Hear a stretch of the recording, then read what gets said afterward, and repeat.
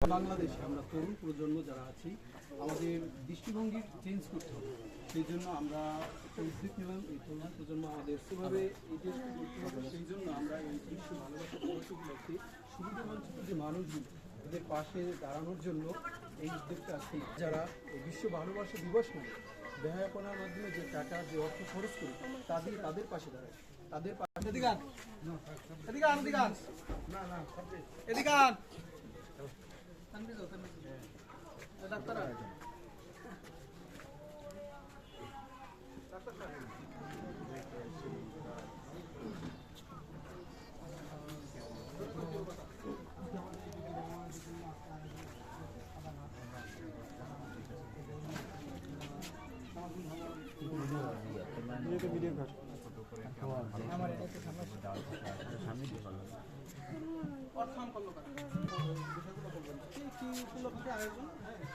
আয়োজন করবেন আরো বলবেন।